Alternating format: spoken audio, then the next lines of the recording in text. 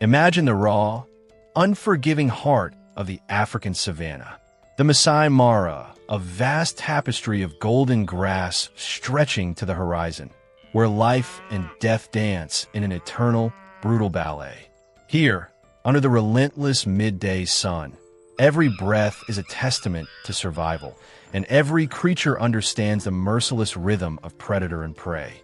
Now, imagine a scene so impossible, so profoundly moving, it defies every rule of the wild and challenges everything we thought we knew about the very nature of existence. Our story begins on a dust-red safari trail, winding through the sun-baked plains. A tourist vehicle, its engine momentarily silenced, sits transfixed. Inside, a hushed reverence descends upon its occupants, a mix of awe and horror etched on their faces. Their eyes are fixated on a sight that chills them to the bone. A male lion, king of this very domain, lies still, not resting, but utterly consumed by the massive coils of an African rock python. Each muscle-bound turn of the serpent's body tightens its grip, squeezing the mighty chest of the lion, reducing its once dominant roars to mere ragged gasps. For what felt like an eternity, the lion had thrashed in desperate struggle. Now, it lies motionless, eyes half open, a dull gaze that seemed to accept its fate. It was a brutal, stark image of nature's indifference, a scene that whispered of an inevitable end. The tourists knew the unspoken rule of the wild: no interference. This was nature, raw and uncompromising. But then, something unthinkable happened. In the vast, untamed expanse of the Masai Mara, every breath is a testament to survival, and every creature understands the brutal dance of predator and prey. It's a land governed by an ancient, unwritten code. A gazelle bolts from the shadow of a cheetah. A leopard drags its kill high into an acacia tree, safe from opportunistic hyenas. These are the daily dramas, the perpetual ebb and flow of life and death that maintain the delicate balance of the ecosystem. Tourists come here to witness this raw spectacle, to feel the pulse of a world largely untouched by human interference. They are told, often in hushed tones, about the strict policy of non-intervention. You observe, you document, but you never interfere. To do so would be to disrupt a million years of natural selection, to play God in a realm where every creature, every action, serves a purpose in the grand design. Consider the life of a lion pride. Every hunt is a risky gamble, every meal hard one. They are apex predators, but they are not immune to the dangers of their world. A venomous snake bite, a goring by an angry buffalo, or even a cunning ambush by a python, like the one unfolding before the tourists, are all part of the territory. The python, a master of constriction, is a formidable hunter in its own right. Its patient, powerful strategy is a testament to its evolutionary prowess. From a biological standpoint, this was simply the savannah's silent code playing out. A powerful predator, momentarily vulnerable, caught by another, equally powerful hunter. It was harsh, yes, but it was natural. The tour group, comprised mostly of seasoned wildlife enthusiasts from America, understood this.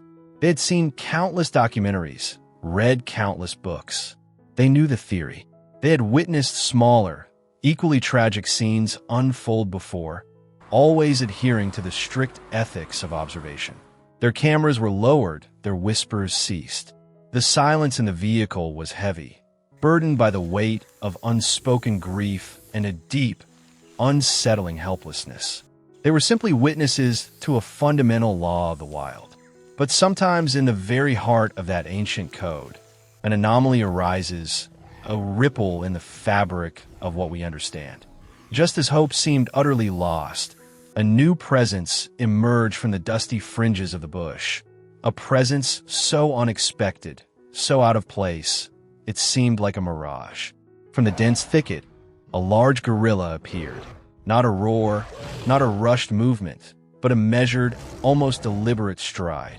It stood there, a formidable silhouette against the blinding sun, a low rumble emanating from its chest.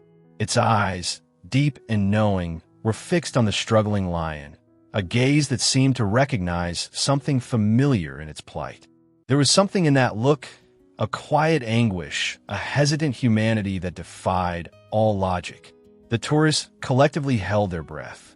A gorilla in the Masai Mara? It was geographically improbable, scientifically confounding.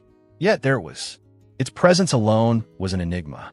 But it was the way it looked at the lion that was truly disarming.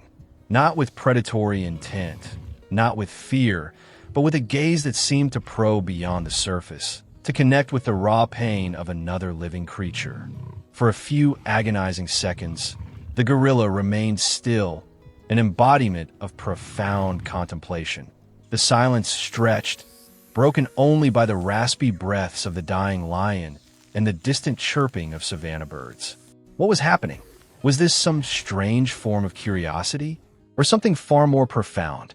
The tour guide, a man who had spent decades observing the delicate nuances of African wildlife, could only shake his head in utter disbelief.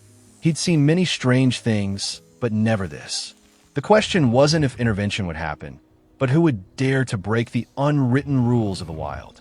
Suddenly, the gorilla vanished, melting back into the same thicket from which it had emerged.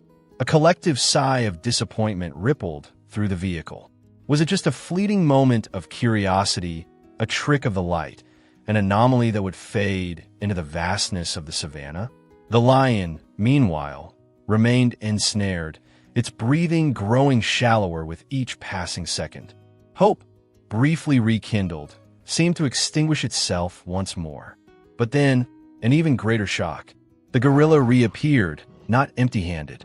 In its powerful grip, it held a sturdy, fresh, and distinctly green tree branch. There was no hesitation now, no more contemplation. With a purpose that was both swift and precise, the gorilla began to strike. Each blow was deliberate, forceful, aimed squarely at the massive coils of the python. Thwack! Thwack! The sound echoed unnaturally in the vast quiet. The python, startled, recoiled. Its immense body tightened reflexively, giving the lion another agonizing squeeze, a final, desperate act of defiance. But the gorilla was relentless. Its eyes were narrowed, its movements calculated. The python, realizing a new, unexpected threat had emerged, slowly began to loosen its grip. Inch by agonizing inch, the monstrous serpent unwound itself from its prey, slithering away into the dense undergrowth, leaving the lion, still struggling, but now free, to writhe on the dusty ground. The lion lay there, gasping, but its eyes, previously dull and resigned, were now wide open, a flicker of life returning to their depths. The gorilla, its monumental task complete, did not approach. It sat down quietly beside the recovering predator, a silent sentinel. It didn't touch the lion, didn't gloat, didn't demand acknowledgement. It simply watched, a serene guardian at the threshold of life and death, as if understanding the delicate balance it had just tipped. The female tourist, who had been so overcome with emotion just moments before, now silently raised her camera. Click! The shutter echoed, a small sound that marked an unrepeatable moment. She didn't know then that this single photograph would ripple across the world, becoming an emblem of something far deeper than mere survival. Compassion across species, an instinct transcending even the most primal boundaries. The cameras clicked, the silence held, and in that fleeting moment, a new narrative for the wild began to unfold. That single photograph, born from a moment of impossible grace, would soon speak volumes to a world yearning for connection. Back on the safari vehicle, the journey continued in silence. No one spoke, but the air thrummed with unspoken emotions. Every eye in the group was subtly changed, infused with a new understanding. In that wild sanctuary, where life and death danced second by second, they had witnessed something no biology textbook could ever teach. They had seen a wild heartbeat, not just for survival, but for another. Not through words, but through an undeniable act of pure compassion. The image, once released, went viral. It captured the imagination of millions, sparking debates among scientists, and inspiring awe in ordinary people. Was it an isolated anomaly, a fluke of nature? Or did it hint at a deeper, shared consciousness, an intricate web of empathy that binds all living things, irrespective of species? For some, it challenged the very notion of instinct as a purely selfish drive, suggesting that even in the most primal of settings, altruism could emerge. It prompted questions about the human-centric view of empathy and what it truly means to be civilized. This story, however improbable, offers us a profound invitation. It asks us to look beyond the rigid classifications and the scientific explanations, to open our hearts to the possibility of connection in the most unexpected places. It reminds us that compassion isn't solely a human trait, but a universal language, spoken through action. It tells us that even in the harsh realities of the wild, a simple act of kindness can transcend boundaries and leave an indelible mark on the soul. It's a gentle whisper that perhaps, in the grand scheme of things, we are all more connected than we realize, bound by an invisible thread of shared vulnerability and the astonishing capacity for grace. If this story touched your heart, imagine what other untold wonders lie hidden in the wild, waiting to remind us of our own capacity for connection. What other extraordinary acts of empathy are unfolding right now, challenging everything we think we know about survival?